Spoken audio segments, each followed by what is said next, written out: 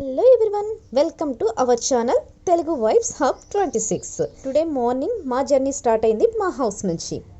So మంగళగిరిలోని మా house నుంచి మా జర్నీ స్టార్ట్ అయిందనమాట. ఒక వండర్ఫుల్ టెంపుల్కి వెళ్ళడం కోసం. చూస్తున్నారు కదా, మంగళగిరి అవుట్స్కట్స్కి వచ్చేసేసాం. మార్నింగ్ 8:30కే సన్ చూసారా, సూర్యుడు ఎంత ప్రకాశవంతంగా కనిపిస్తున్నాడో. సో సమ్మర్ స్టార్ట్ అయిపోయింది అనిపించేసింది ఈరోజు అయితే. మనం విజయవాడ రూట్లో మనం వెళుతున్నాము, అంటే ప్రకాశం బ్యారేజ్ వైపున మనం వెళ్తున్నాం అనమాట. అంటే నులకపేట స్టార్ట్ అయింది మనకి ఇక్కడ. సో మనకి స్ట్రైట్లో కనిపిస్తున్న ఒక కొండ మీద టెంపుల్ కూడా కనిపిస్తుంది కదా, అది సీతానగరం. మనం ఉండవల్లి బ్రిడ్జిని కూడా క్రాస్ చేసి వెళ్తున్నాము.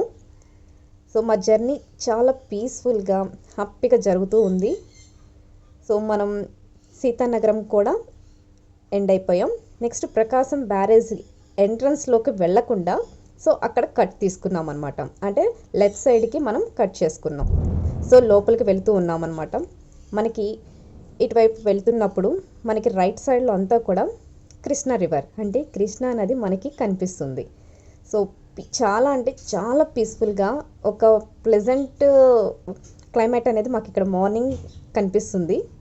ఈరోజు మన జర్నీ వచ్చేటప్పటికి మంగళగిరి నుంచి ఒక 21 కిలోమీటర్స్ డిస్టెన్స్లో ఉన్న వెంకటపాలెం, అమరావతి దగ్గరలో. సో ఈ టెంపుల్ని కూడా మినీ టీటీడీ అని పిలుస్తారు. సో మేము ఈ టెంపుల్కి ఫస్ట్ టైం నేను విజిట్ చేస్తున్నాను. వెళుతున్నప్పుడు ఆ దారి అంతా కూడా పచ్చని చెట్లు, పచ్చని పంట పొలాలతోటి చాలా అంటే చాలా పీస్ఫుల్గా మా జర్నీ సాగుతుంది. క్లైమేట్ అంతా కూడా చాలా పీస్ఫుల్గా ఉంది. అలాగే రోడ్లు కూడా చాలా అంటే వెళ్తున్నామా లేదా అనిపించేలాగా ఉంది. అంత ఎక్సైటెడ్గా మా జర్నీ అనేది చాలా హ్యాపీగా జరుగుతుంది.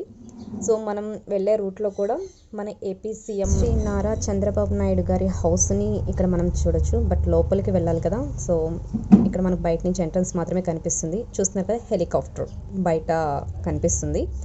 సో ఇది వాళ్ళ హౌస్, అది క్రాస్ చేసుకొని మనం వెళ్ళాలి. సో వెళ్ళిన దారిలోనే మాకు మనకి డైటిషియన్ ఉన్నారు కదా, శ్రీ మంతెన సత్యనారాయణ గారు. సో తన ఆశ్రమం కూడా మనకి ఇక్కడ కనిపిస్తుంది. సో చాలా పెద్ద ఆశ్రమం. ఇంతకుముందు కృష్ణానది వరదలు వచ్చినప్పుడు కూడా మనకి ఇక్కడ మునిగిపోయింది అన్నారు కదా, సో నది పక్కనే ఉంటుందన్నమాట. నేను ఇది ఫస్ట్ టైం వాళ్ళ ఆశ్రమం కూడా చూడటం. సో చాలా పెద్ద ఆశ్రమం. వెళ్తున్నప్పుడు నిజంగానే అంటే ప్రకృతి అనేది ఎలా ఉంటుందనేది, అంటే ఎంత పీస్ఫుల్గా ఉంటుందనేది ఒక ఎగ్జాంపుల్గా మనకి ఇక్కడ కనిపిస్తూ ఉంటుంది.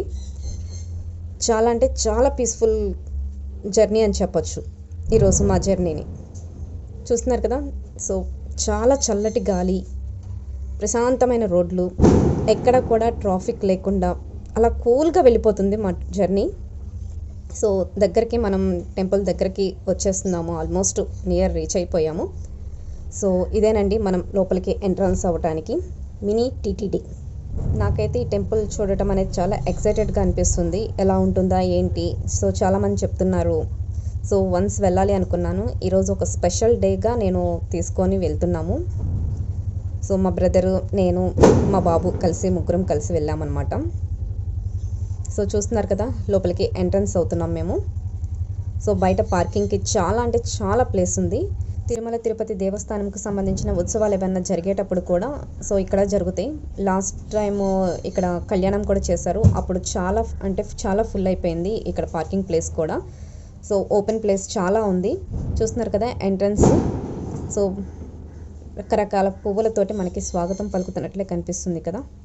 మనం లోపలికి రాగానే ఇక్కడ మనకి ఎంట్రన్స్లో సింహద్వారం కనిపిస్తుంది కదా, లోపలికి వెళ్ళటానికి.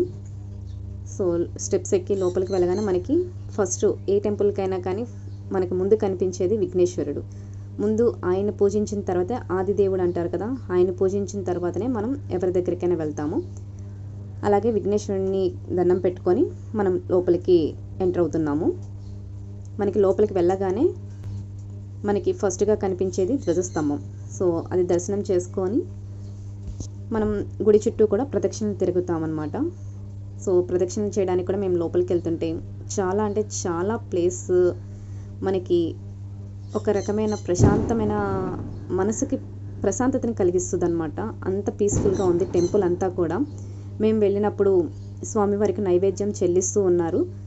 మేళ తాళాలు, మంగళ వాయిద్యాలు, సన్నాయి మూతలతోటి, గుడి గంటలతోటి ఆ టైంలో మాకు చాలా అంటే చాలా ఆనందాన్ని కలిగించింది. ఆ టైంలో మనం ప్రదక్షిణలకి చుట్టూ తిరిగేటప్పుడు కూడా స్వామివారి వాహనాలు ఏవైతే ఉంటాయో అవన్నీ కూడా మనకి ఇక్కడ లైన్గా మనకి కనిపిస్తూ ఉన్నాయి.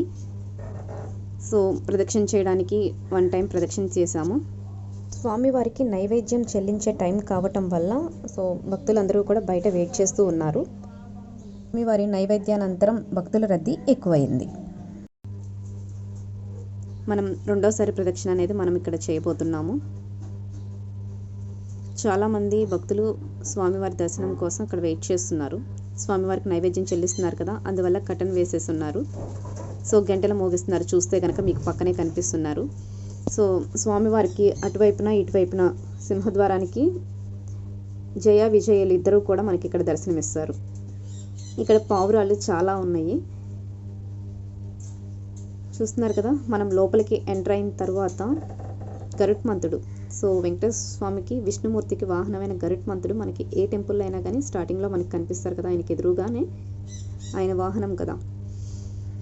సో ఇది గర్భగుడి అండి. లోపలికి పైన లక్ష్మీదేవి వెండి తొడుగుతోటి మనకు కనిపిస్తుంటుంది.